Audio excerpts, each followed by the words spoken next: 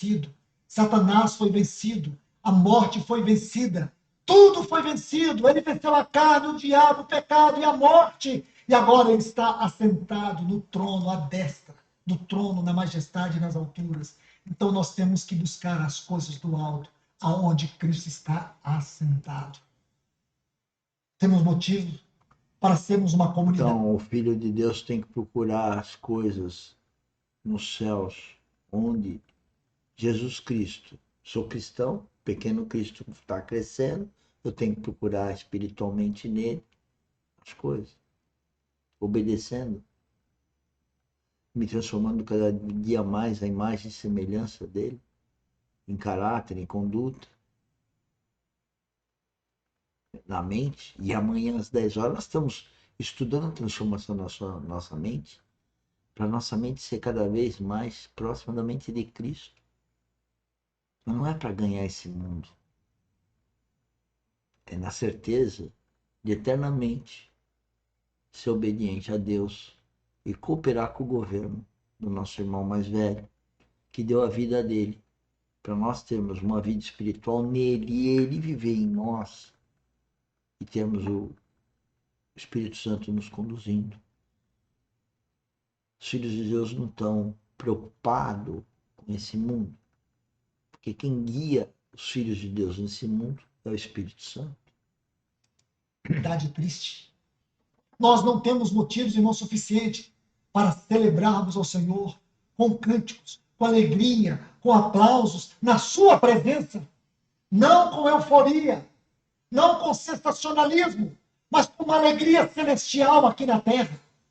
A igreja precisa ser conhecida por essa realidade celestial na terra, porque a igreja é o lugar onde os céus e a terra se encontram. A igreja é o lugar onde os céus e a terra se encontram. Não é aquela edificação que tem lá na esquina, igreja XPTO. Aquilo não é igreja. Aquilo é igreja para o mundo. Ah, vamos à igreja? Você não vai na igreja. Você vive na igreja se você é filho de Deus. Você não vai fazer um encontro para falar de Deus numa igreja. Não, você fala agora com Deus quando você faz parte da igreja de Cristo. Veja a diferença de ter uma vida espiritual. Veja o que nós estamos objetivando aqui na academia. E aí a gente pergunta, por que as pessoas próximas a nós, pessoas que nós amamos, lidamos com elas o dia todo, familiares, não nos acompanham na academia? É muito simples. O inimigo não permite.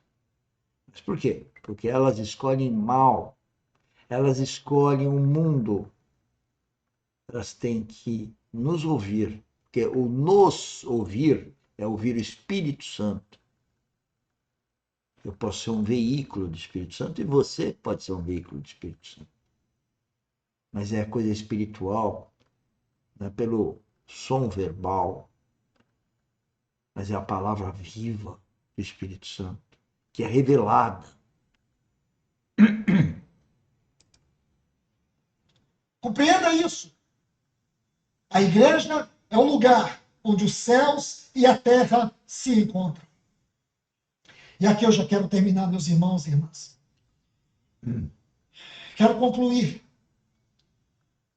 deixando alguns minutos para que nós possamos ter aqui um tempo de oração. Antes de sairmos, deixarmos este lugar. Eu quero convidá-los para que nós possamos ter aqui alguns minutos de oração. 2, 3 irmãos, irmãs, que possam ter liberdade de orar. Para que nós possamos expressar o Senhor nas nossas orações. O que é esta palavra no nosso coração nessa noite. Que o Senhor recupere isso entre nós. A sua alegria, não a nossa. Mas a alegria dele no nosso meio. A sua satisfação no nosso meio. Para que venha ser restaurado no nosso meio a alegria do livro de Cantares, o prazer do livro de Cantares. Para que essa história possa se manifestar no nosso meio, o nosso relacionamento com o nosso Senhor. Nós vamos ver amanhã alguns detalhes, aqui da Epístola aos Efésios, capítulo 5, Vamos entrar um pouco agora para dentro desses aspectos escatológicos. Senhores, eu vou repetir aqui um pouquinho esses últimos minutos para que vocês entendam o que nós entendamos, que eu também estou entendendo, eu também estou treinando a vida espiritual aqui agora. O que o preletor está dizendo, em termos de que ele vai estar pedindo uma oração para que ele, Deus, o Espírito de Deus, que Deus é Espírito, Deus é amor ágape, que ele esteja presente e que ele revele a vontade dele para cada um de nós. Porque o propósito que Deus tem para mim ou para cada um de vocês é diferente. Então eu vou repetir para que vocês ouçam esse finalzinho, para dar o finalzinho também da nossa live, mas procurem receber aí você onde está o Espírito. Porque o Espírito Santo foi derramado há 2000 anos atrás para qualquer nenê que nasce agora, para que a gente tenha uma vida espiritual. Qualquer um pode iniciar agora uma vida espiritual. Esse é o nosso objetivo, para quem não tem vida espiritual. E para quem tem vida espiritual, que venha treinar na academia para desenvolver essa vida espiritual. Daí a mentoria de amanhã, que é a transformação da mente de Cristo. Vida espiritual. Cristo desenvolvendo dentro de nós. Vamos ouvir, então, um repeteco aqui, para que a gente possa receber o Espírito Santo com revelações na nossa consciência. Recebê-lo no coração para habitação e o nosso novo nascimento. Porque para mim, todo dia que eu saio da cama, eu tenho um novo nascimento. Ou seja, meu objetivo é que Cristo desenvolva-se, ou eu desenvolva Cristo em mim, através das circunstâncias de cada dia, das agressões de cada dia. Vamos ouvir. Toda essa porção de Colossenses, capítulo 3, versículos 1 a 4, a exposição deste assunto está dentro da Epístola aos Hebreus. Quando você olha essa frase, assentado à direita de Deus, se você puder, abra sua Bíblia comigo em Hebreus, capítulo 1. Hebreus 1, 3. Diz assim que o nosso Senhor Jesus, depois de ter feito a purificação dos pecados, está assim, depois que ele fez a purificação dos pecados, a sua obra de cruz, diz que ele assentou à direita da majestade nas alturas. Está vendo aí? O segundo texto, capítulo 8, versículo 1. Ele diz, ora, o essencial, isso é lindo, irmãos, ele diz assim, ora, o essencial das coisas que temos dito. O que ele está dizendo? Tudo o que eu disse para vocês até aqui. E olha, irmãos, se você pegar o capítulo 1 de Hebreus até o capítulo 8, observe o essencial, o mais importante, o fundamental de tudo o que eu disse para vocês até aqui. E há uma outra forma também de expressar esse texto. É como se ele dissesse, olha, eu quero que vocês saibam, tudo que eu disse para vocês até aqui é para mostrar para vocês é que possuímos um tal sumo sacerdote.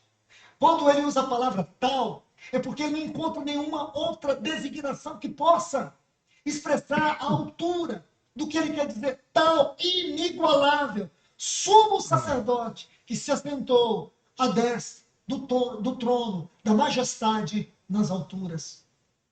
Capítulo 10, versículo 12.